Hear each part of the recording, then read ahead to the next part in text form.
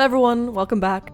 So today I'll be showing you how I do face-ups on BJDs with fantasy skin colors. Just a quick disclaimer, this is not a tutorial, I'll just be showing you my process and maybe it'll help you as well on your own face-up journey. The entire face-up process is still the same, the only thing that is different is my approach to color, which I have to add is still largely intuitive. Nonetheless, I will be guiding you through the process mainly on my own doll head, which is this grey-skinned Eipelhaus Asa right here. If you've watched one of my previous box opening videos, you'll have already seen her. Along with this sculpt, I also got to paint two other heads on commission with very interesting colours. First off, this custom red Doll in Mind Lorena. This dye job was done by the owner, and the head was dyed with RIT dye. She looks super striking and the colour is quite dark. And then we also have this adorable, tiny Atelier Momoni Kitty M in purple skin. So we have three completely different skin tones, and because sometimes it's hard to accurately portray the colour on screen, here is some extra footage of all three heads in natural light. Before you paint, of course, you'll want to make sure the heads are absolutely clean and free of dust. Then you'll want to seal them properly with the sealant of your choice. I use Citadel's Munitorium varnish because it's what I've been using for years and it has yielded the best results for me personally. You always want to make sure you are sealing in a well-ventilated area and that you're wearing protective gear. Also, from this point on, you'll want to handle your heads only with gloves, just to make sure there is a minimum amount of oil transfer from your skin onto the resin, as that can potentially mess with your colors. Also, I make sure to wash my hands regularly during the entire process. Once that's out of the way, it's on to preparing your base layer color. In this step, I make color swatches of the range of colors that I plan on using for my head.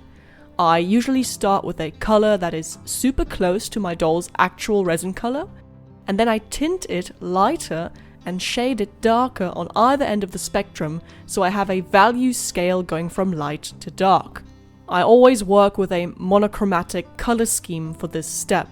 It's very useful to do a swatch palette like this because you'll want to stay within the same color story for your skin tone colors.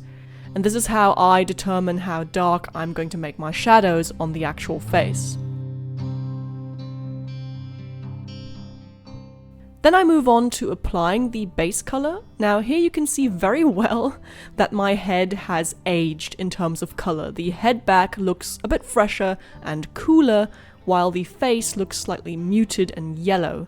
I'm bringing this up because I want to point out that resin colors are rarely flat colors. That means they can have dimension, they can be warm or cool in different places, and it is important to pay attention to these tones within a color, as this Asa isn't really cold grey anymore. I actually did some swatches on the head back to make doubly sure that my color choice was going to make sense for this face-up. For example, that cool grey spot there was looking a bit too harsh, so I went for a more subtler option for my base color. I then applied my base color with an airbrush, but of course you don't have to use an airbrush for this. In fact, most of the work I did on this head in terms of skin color was done with pastels and a large fluffy brush.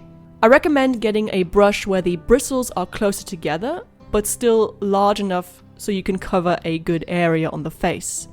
This will ensure that it is a little bit easier for you to pick up the loose pastel pigments.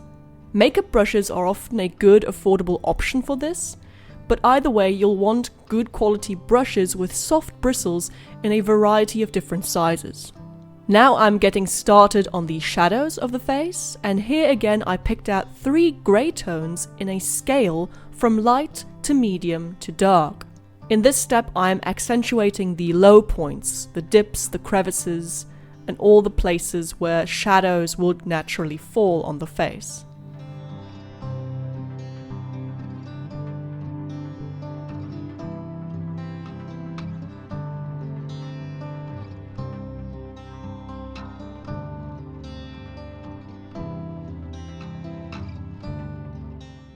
Next, I'm applying a blush tone.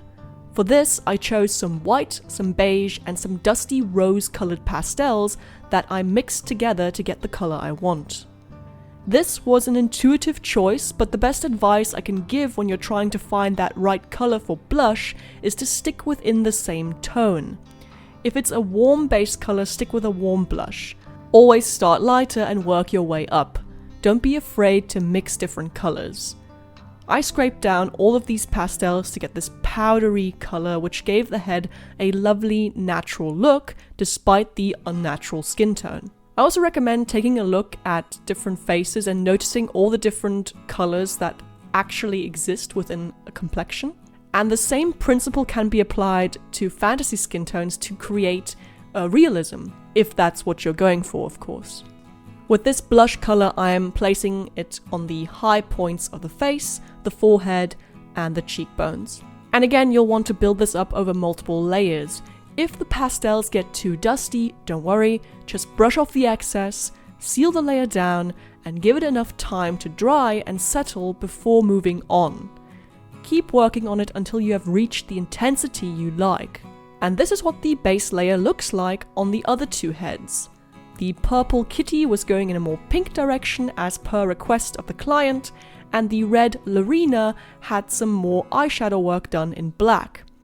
With a color as dark as red, black can become rather difficult to see because the color underneath seems to absorb it, meaning black won't pop as much when you put it down next to red, so just keep that in mind with darker toned resin colors. This would apply also to dark blue and dark green. Now we move on to accent colors, and this is where it gets fun because accent colors are the ones that really pop off your base color and catch your attention. For this step, you have different options. You can either use complementary colors, so opposites of the color wheel, analogous colors, so ones that are next to each other in the wheel, or you can just use a shade that reflects a lot of light, like a stark white, or something like a shining metal color like gold to make a statement. You don't have to have accent colors necessarily, but they do help tell a story and draw the eye to something in the face. This can be beautiful eyeshadow, freckles, or even just a symbol on the forehead. My Aza head was getting white eyelashes and eyebrows and some tiny dots down the center of her forehead to mimic a kind of constellation or cosmic alignment of planets. I made sure to try different options of this design in Photoshop before painting them on.